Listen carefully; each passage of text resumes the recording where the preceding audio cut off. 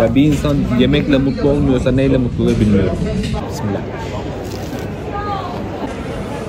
Oğlum böyle pazar mı olur? Millet gelip şampanya içiyor ya. Şurası benim reyon.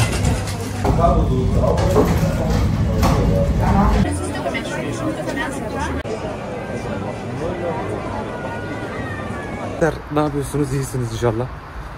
Ben de iyiyim, sağ olun. Ya bir sürü kişi yazmış. İşte yeni video ne zaman gelecek de o da bu da. Ya ben de istiyorum çekeyim. Ama zaman yok. Okul var, o var, bu var. Uğraşıyoruz ama buradayım. Buradayım ve buradayım. Şimdi nereye gidiyoruz? Frankfurt'a gidiyoruz. Almanya'nın 3. en vukuatlı şehri. Vukuatlı olmasının sebebinin detaylarını birazdan vereceğim.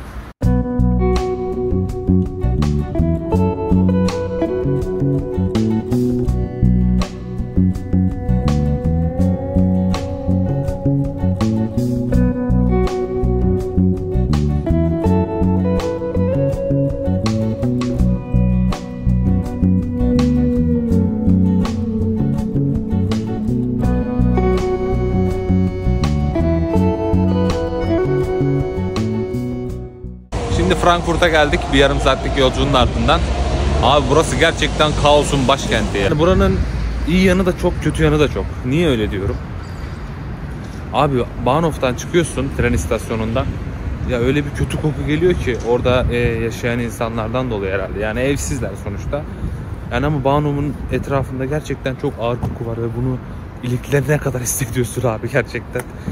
Orada işte uyuşturucuyu içenler, etrafa zarar verenler ya da nasıl söyleyeyim? Hiçbir şeyine değer ne kim? Ama benim tabirimle hem yaşanabilir hem yaşanamayan bir şehir yani bence. Burada eğlenceden sanata, gece hayatından gündüz hayatına, eğitiminden yemeğine her şeyi bulabilirsin abi. Gerçekten büyük bir şehir. Ama aynı zamanda kaosun da şehri. Almanya'nın suç oranı en yüksek 3. şehri. Niye böyle? Yani bence düzensiz göçün çok fazla olması, gece hayatının çok fazla olduğundan dolayı uyuşturucu ticaretinin ve silah ticaretinin çok fazla olması. Yani bunlar bence büyük etken. Burası bankalar şehri olarak da biliniyor. Almanya'nın en önemli şehirlerinden bir tanesi. Çok eski bir tarihi var. Ve Romalıların inşasıyla, buraya göçmesiyle oluşmuş bir şehir. Her ülkeden birisi kesin burada vardır yani. Burada bulabilirsin. Hiç ismini duymadığım bir ülkenin vatandaşı bile burada kesin yaşıyordur. Birçok mutfağı bulabilirsin. Zaten yani burada Alman bulmak zor diyebilirim. Yani göçün getirdiği sıkıntılardan bir tanesi de ne? Ev sorunu. Yani ev bulamayan binlerce insan var. Yani gerçekten burada doğup büyüyenler bile ev bulmakta çok zorlanıyorlar. Doğal olarak. Çünkü çok fazla göç alıyor ama buna nazaran çok fazla yeni ev inşa etmiyorlar. Bilmiyorum neden. Mutlaka bir sebebi vardır diyeceğim ama çok da öyle sanmıyorum. Şehir 2. Dünya Savaşı'nda o kadar çok ağır hasarlar alıyor ki arkadaşlar burayı yerle bir ediyor. Her yer yıkılıyor. Yani şehrin yıkılmayan belli birkaç bölgesi var. O da Aziz Bartolomeo Katedrali. Arkadaşlar ayrıca Almanya'da yeşil alanlara gerçekten çok önem veriliyor. Çoğu bölgede birden fazla büyük yeşillik alanlar var ve korunuyorlar. Örneğin ormanlık alandan yakacak odun toplamak istediniz ya da ormanda bir ağaç kesmek isterseniz, yani bunu niye isterseniz o ayrı bir şey ama yakalanman durumunda abi birçok eyalette 25.000 Euro'dan 100.000 Euro'ya kadar para cezası var. Yani müebbet hapis yesen daha iyi muhtemelen.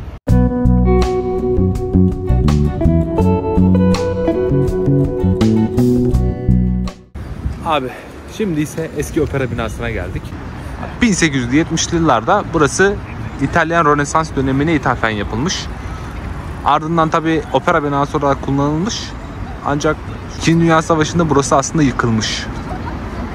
Sonra halkın yardımıyla tekrar inşa ettirilmiş.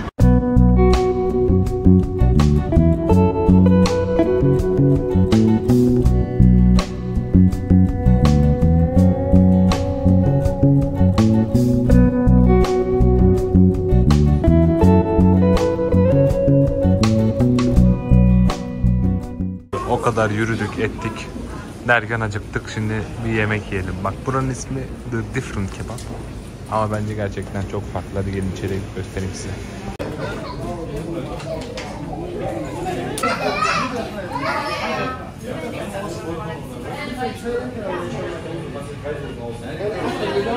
Evet abi, yemeğimiz geldi. Şuna bakar mısın ya? Yemin ederim sana eser. Arkadaşlar buna totalde 13 euro verdim. Et, içinde sebze, pilav, salatası ve soslarıyla birlikte hepsi 13 euro. Ama içinde normal böyle döner et yok, çok fazla koyuyorlar. Şöyle göstereyim size. Bak, şuralar full et yani, altlara kadar. Yani Türkiye'dekinden çok çok daha fazla et koyuyorlar ve bence eti çok çok çok lezzetli. Burada işte şey var, kısır var. Bunlar burada bulgur diyor, kısır var.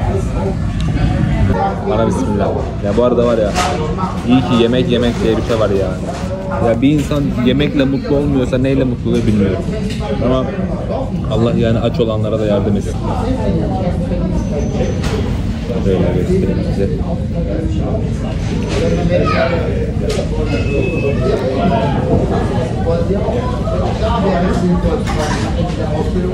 Çok iyi ya.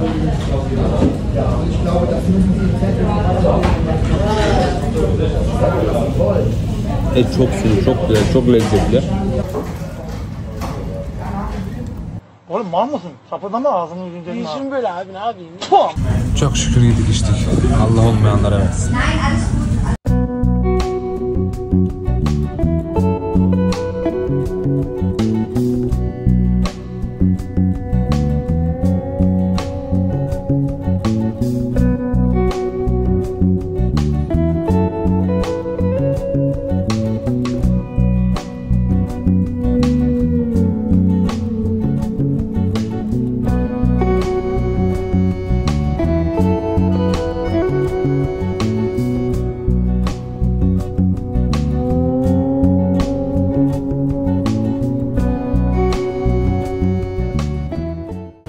Böyle yol boyunca devam ediyor. Burada tatlılar var, churroslar var. Burada simt tarçınlı şeyler var. Apfel, nutellalı, oreo'lu, elmalı ve tatlı çeşitleri var. Yani Noel zamanı olduğu için insanlar hem geziyor hem de böyle ufak marketlerde çeşitli şeyler satıyorlar. Burada mısır var. Mısır, çeşitli mısır çeşitleri. Çeşitli mısır çeşitleri ya, mükemmel bir Türkçem var ya, bayılıyorum. Bunlar seyyar, Noel'den sonra hepsi kalkıyor. Patates kızartmaları. Bu Almanya'da patates kızartması aşırı şekilde tüketiliyor. Şöyle fiyatlara bakalım. Bir pizza dilimi 4 euro. Şöyle gördüğünüz gibi. Şurada kolalar 4,5 euro. Oğlum adam mı satıyorsunuz? Ne yapıyorsunuz lan?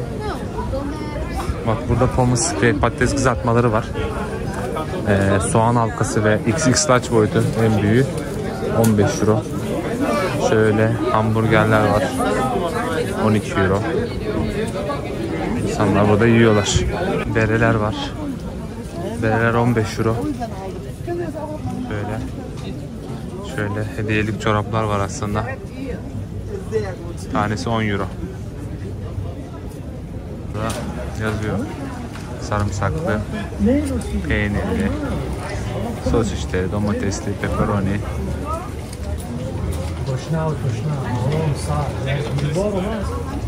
Burada böyle pizza yapıyorlar.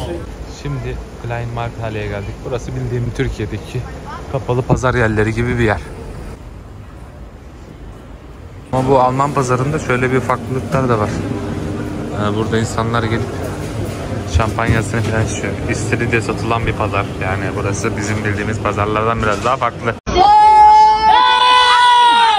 Böyle kafesi var. Burası zaten kapalı bir alan olduğu için biraz da ondan dolayı herhalde. Saat 6'ya kadar açık. Oğlum böyle pazar mı olur? Millet gelip şampanya içiyor ya.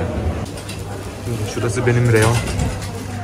Şöyle pasta çeşitleri var. Bunlar mesela 3.90. Burada ufaklar var. Ortalama fiyatlar 3'ten başlıyor. Ama tabii bu büyükler 8,5 ya, yarısı 8,5, tamamı 16 euro. Domates, peynir, elma, bunlar satılır yani. Benim bildiğim, benim çocukluğumdaki pazarlar böyleydi. Abi burada fırın var ya pazarın içinde. Bilmiyorum siz gördünüz mü daha önce ama. Evet abi. Çok şükür ben yapmadım. Normalde böyle sakarlıkları ben yaparım. Bizde annem şey alırdı. Böyle 10 kilo 20 kilo domateslerden falan alırdı. Menemen yapardı.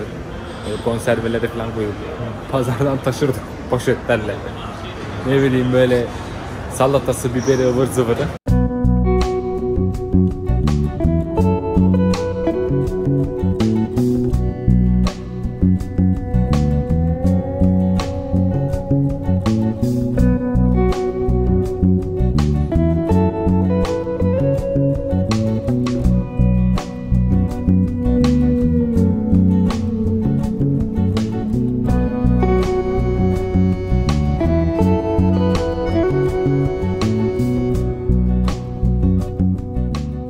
Neredeyiz şimdi? Römerberg'deyiz. Römerberg arkadaşlar buranın belediyenin ismiymiş zamanında. 600 yıla yakın burada bu belediye kullanmış ve bu meydana da Römerberg Meydanı denmiş.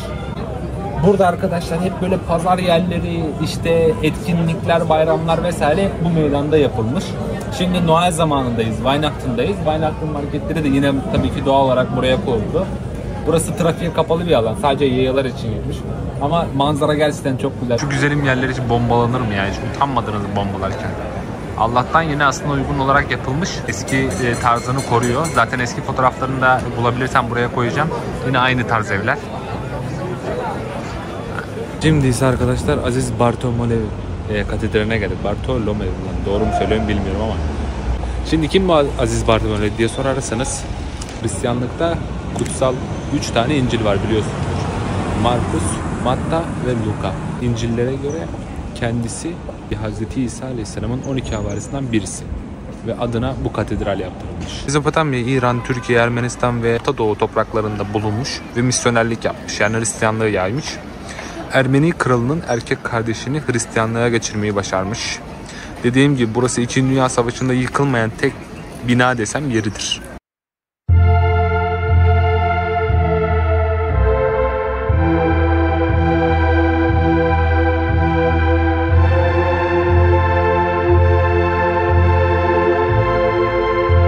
Burada yazanlara göre 1493 ve 1792 yıllar arasında Alman kralları ve Roma kaiserleri bu 7 kişi tarafından seçiliyormuş arkadaşlar. Bugün sessiz dua olarak hizmet veriyormuş.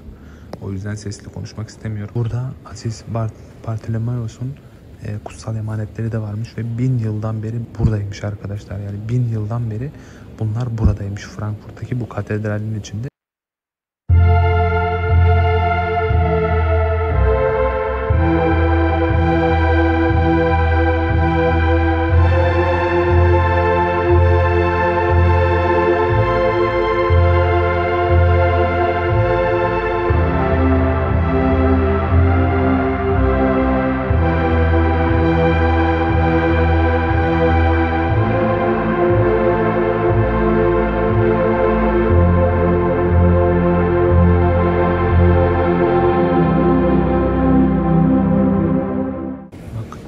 Kilisenin içinde böyle dolaşırken şurada şey yazıyor. Kilisenin restorasyonu için yardımlarınızı talep ediyoruz diye yazmışlar. Bak abi. Şurada 10 Türk lirası. Şurada 5 Türk lirası. Oğlum ne adamsınız ya. Hani çevirmeden de atmış yani. Bari çevireydin oğlum.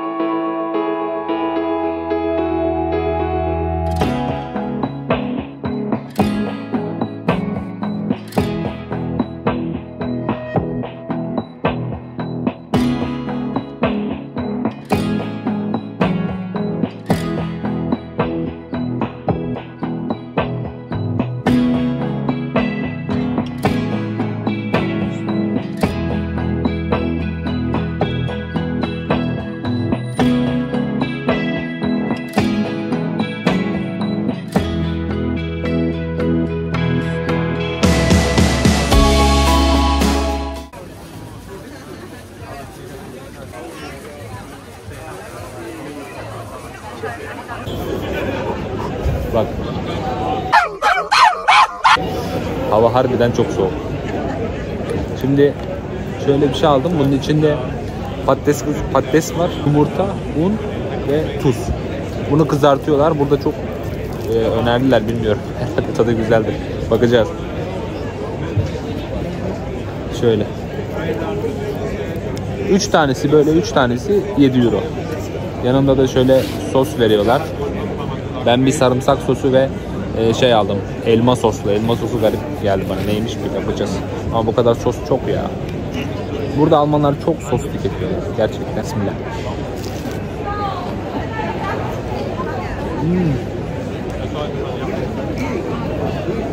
Güzel lan. Valla patates kızartmasından çok daha güzel. Ama bu yağlı yiyecekler niye bu kadar lezzetli bilmiyorum ya. Hem sağlıksız ama çok lezzetli. Yorumlarda belirt.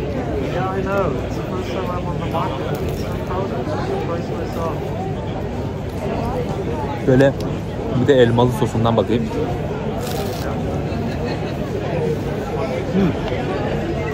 Elma püresi. Bildiğin elma püresi. Bunu sos olarak yiyorlarmış. Garip. Herkesin damak lezzeti farklı işte. Tamam. Bir daha bakalım. Ya. Ama benim favorim sarımsak sos.